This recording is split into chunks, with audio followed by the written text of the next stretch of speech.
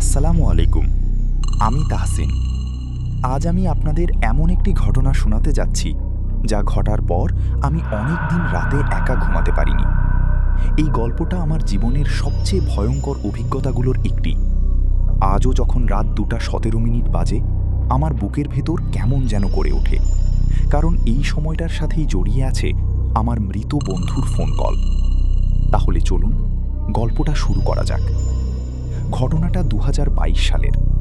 আমার সবচেয়ে কাছের বন্ধুর নাম ছিল আরিফ। আমরা ছোটবেলা থেকে একসাথে বড় হয়েছি।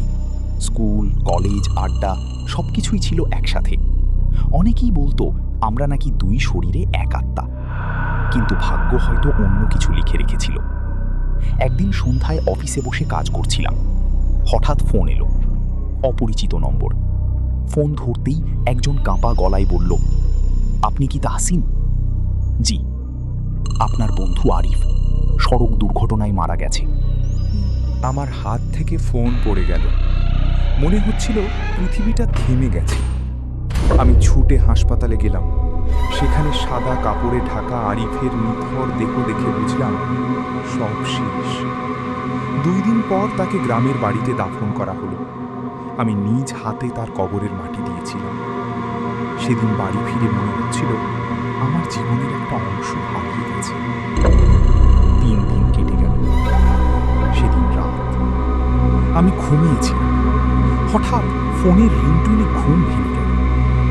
ঘড়ির দিকে তাকিয়ে দেখি রাত 2:17। বিরক্ত হয়ে ফোনটা হাতে নিলাম, কিন্তু স্ক্রিনে যা দেখলাম আমার শরীর ঠান্ডা হয়ে গেল। স্ক্রিনে লেখা আরিফ কলে। আমি কয়েক সেকেন্ড ফোনের দিকে তাকিয়ে রইলাম। ভুল দেখছিলাম, সত্যি আরিফের নাম। আমি কল ধরলাম। হ্যালো। পাশে কোনো উত্তর নেই। শুধু একটা অদ্ভুত শব্দ। মনে হচ্ছিল কেউ মাটি খুঁড়ছে। খড়, খড়, খড়। তারপর হঠাৎ একটা ফিস ফিস শব্দ। তাহসিন। আমার বুক ধড় করে উঠল। আরিফের কণ্ঠ, একদম আরিফের কণ্ঠ।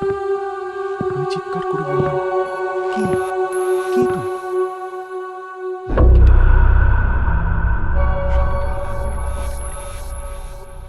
সকালে নিজেকে বোঝালাম কেউ হয়তো মজা করছে, কিন্তু একটা প্রশ্ন বারবার মাথায় ঘুরছিল।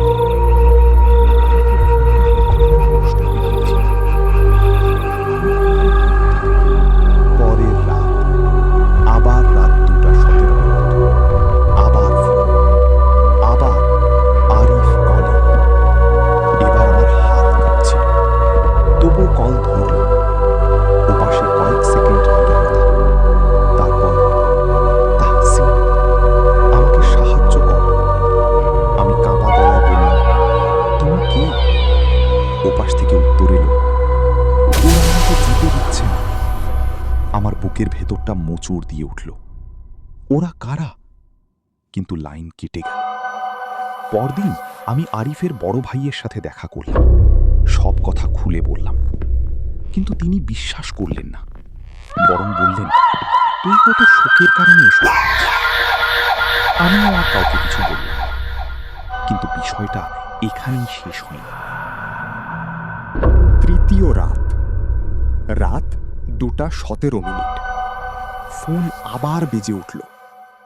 এইবার আমি রিসিভ করতেই ওপাশে কান্নার শব্দ। তারপর আরিফের কণ্ঠ, তাহসিন, কবরের কাছে আয়। আমার বুকের ভেতর কেমন যেন করে উঠল। কেন? আমি একা না, ওরা আমার সাথে আছে। তারপর হঠাৎ অনেকগুলো মানুষের ফিস ফিস শব্দ। মনে হচ্ছিল শত শত মানুষ একসাথে কথা বলছে। আমি ভয়ে ফোন কেটে দিলাম। পরদিন বিকেলে আমি সিদ্ধান্ত নিলাম গ্রামের বাড়িতে যাব। সবকিছুর একটা শেষ দেখা দরকার।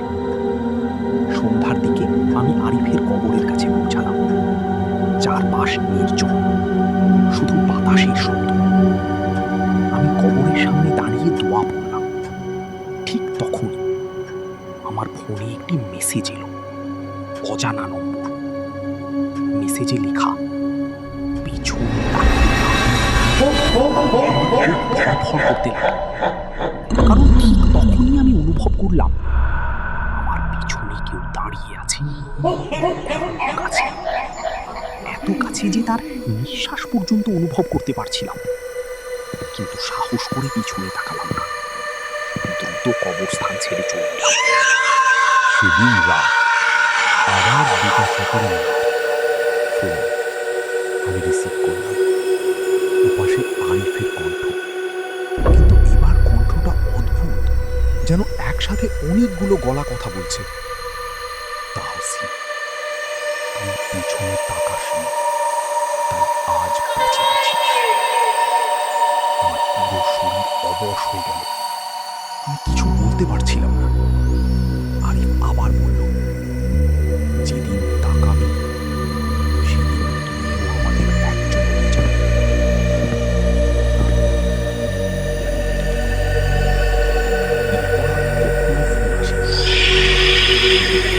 এখানেই শেষ নয়, কারণ আজও প্রতি বছর আরিফের মৃত্যুর দিন রাতে ঠিক 2:17 কোনো নোট, কোনো নোটিফিকেশন আসে না। কিন্তু স্ক্রিন অন করলে আমি 1 সেকেন্ডের জন্য একটা নাম দেখতে পাই। সেটা বেরিয়ে যায়। আজও আমি জানি না সেদিনগুলোতে সত্যি কে ফোন করেছিল, আরিফ নাকি অন্য কেউ। তবে একটা বিষয় আমি নিশ্চিত জানি, কিছু কিছু কল কখনো রিসিভ করা উচিত নয়।